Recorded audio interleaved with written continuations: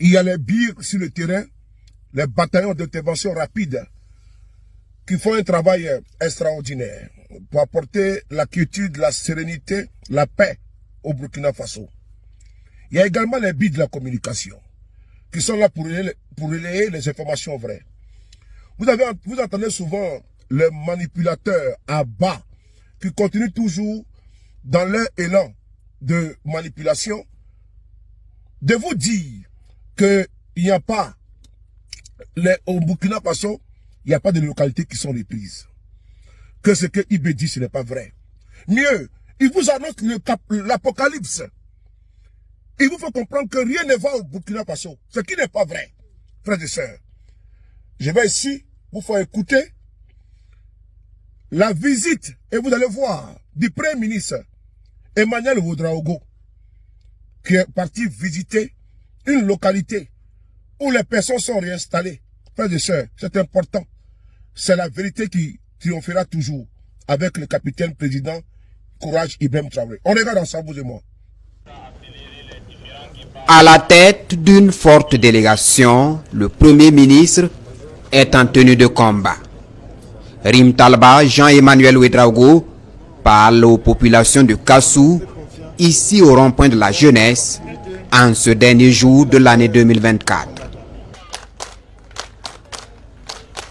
Lirou. Nous sommes dans la commune de Gao, région du centre-ouest. L'accueil de la délégation gouvernementale, sous un tonnerre d'applaudissements, se fait dans la pure tradition. Ce village réinstallé depuis mai 2024 grâce à l'opération Nitiu 1 est reconnaissant des efforts consentis au sommet de l'État. Le chef du gouvernement loue alors le courage, la détermination et surtout le patriotisme de ses forces combattantes. Au nom du président du Faso, Rim Talba Jean-Emmanuel Ouédraogo leur rend hommage et les exhorte à la vigilance. Si nous sommes là, c'est vraiment saluer cette détermination et cet esprit de sacrifice. Et surtout l'exemple que vous donnez à l'ensemble des citoyens burkinabés par votre engagement, par votre esprit de sacrifice. C'est aussi un déplacement en signe de solidarité. Au-delà des forces combattantes que vous êtes, avec l'ensemble de la population résiliente. Mais aussi dire qu'au plus haut niveau de l'État, nous sommes attentifs à ce qui se passe au quotidien et que notre mission, c'est de faire en sorte que la sécurité s'installe de façon durable et de façon définitive. Nous, on est content quand on est arrêté et qu'on voit le drapeau du Burkina Faso qui flotte. Aucun centimètre carré de ce pays ne doit échapper au contrôle de nos combattants, au contrôle de nos autorités. Là, la délégation est face aux populations de Lirou. Le message est très clair, l'ennemi est aux abois. Il faut donc faire chorus avec les forces combattantes pour lui donner le coup de grâce. Et pour soutenir la résilience des populations, le chef de la délégation remet symboliquement 20 tonnes de vivres aux ménages vulnérables du village. Yinga, toujours dans la commune de Gao. C'est une aide d'honneur qui est réservée au Premier ministre et à sa délégation. Là encore, le village tient debout grâce au sacrifice des volontaires pour la défense de la patrie, engagés aux côtés des forces de défense et de sécurité. Cette fois-ci, le chef du gouvernement galvanise la troupe avec des mots dont lui seul a le secret.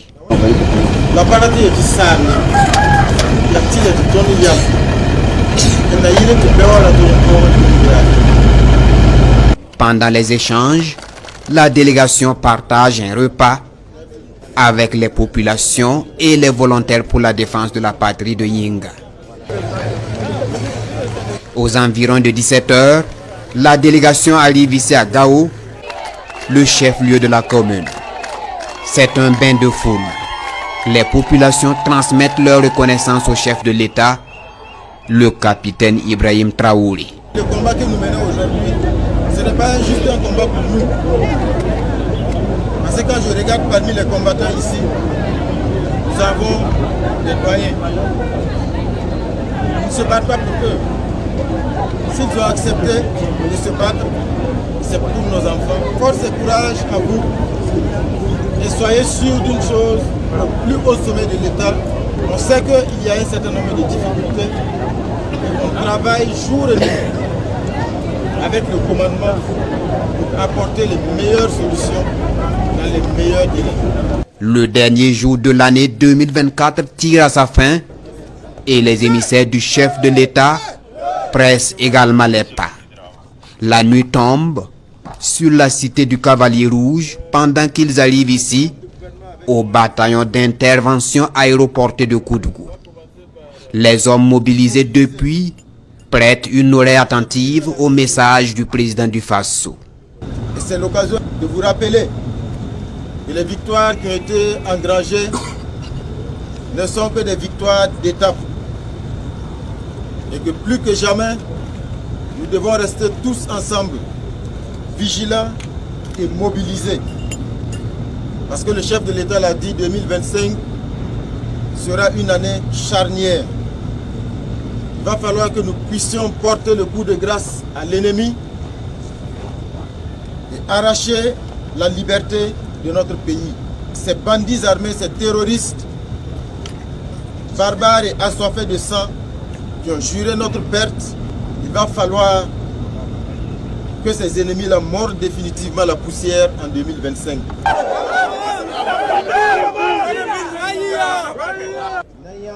Retour à Ouagadougou et rond-point des Nations Unies, rebaptisé rond-point Capitaine Ibrahim Traoré par ses occupants. L'ambiance est d'un autre niveau.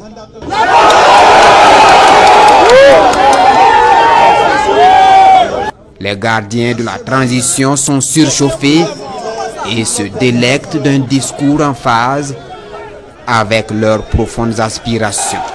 Sur la question des manœuvres de certaines organisations sous-régionales, le chef du gouvernement se veut plus précis. Nous aujourd'hui nous regardons devant. Parce que la CEDEAO est dans notre rétroviseur. Et vous savez, quand vous voulez aller loin et que vous regardez trop dans le rétroviseur,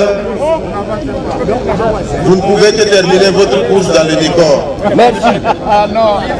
Chaque fois que nous regardons dans le rétroviseur pour voir la CEDEAO, c'est pour nous convaincre de ce qu'il ne faut pas que nous fassions au sein de l'AES. Quand nous regardons cette institution, c'est surtout pour savoir quel est le mauvais chemin que nous ne devons pas prendre. L'année 2024 tourne sa page à 2025 avec ses défis. Mais pour le Premier ministre, il n'y a pas de doute, 2025 est une année de victoire pour le peuple burkinabé contre ses ennemis. Une année de souveraineté et de prospérité pour le Burkina Faso. 2025 est une année de bonheur pour le Burkina Faso. Une année de souveraineté. Quand vous regardez la CEDEAO, c'est pour savoir où vous ne devez pas partir. Le Premier ministre, Emmanuel Ouédraogo, a été clair. Cette visite a plu à des millions de Burkinabés. Parce que ça démontre ici à suffisance les réalités du terrain. Contrairement à ce que d'aucuns veulent faire croire, caché derrière des avatars sur les réseaux sociaux, ils veulent vous faire croire que rien ne va. Et nous sommes dans l'obligation de vous montrer la réalité. Et 2025, redoublez encore en communication. Que les mains de nos ancêtres nous accompagnent et vous accompagnent. Que Dieu Tout-Puissant nous protège dans ce combat-là. Parce que c'est un combat qui est dur, rude. Mais ce combat n'est pas plus dur que ce que les VDP font sur le terrain. Ce combat n'est pas plus dur que ce que les vaillants combattants font sur le terrain. Ce combat n'est pas plus dur que ce que les populations, le peuple burkinabé, au jour le jour, consent comme sacrifice pour sa sécurité.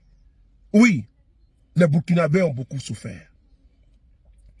Et la lâcheté de certains, à travers le procès la part dernière, vous avez vu, au moment où le peuple souffre, d'autres détournent des milliards. Et d'aucuns vont accuser le capitaine Traoré et ses patriotes qui sont au pouvoir. Frères et sœurs, le Burkina vient de loin. Et aujourd'hui, vous avez à la tête du Burkina Faso un homme capable, un homme responsable, un homme épris d'amour pour son peuple, pour la terre de ses ancêtres, le capitaine Courage Ibrahim Traoré. Il faut l'accompagner. Il faut saluer toujours les vaillants combattants qui quittent au front, qui donnent de leur vie, le don de soi, pour que vous ayez la paix. Oui, il faut les saluer. Vive le Faso, vive le capitaine Courage Ibrahim Traoré, vive Ibé.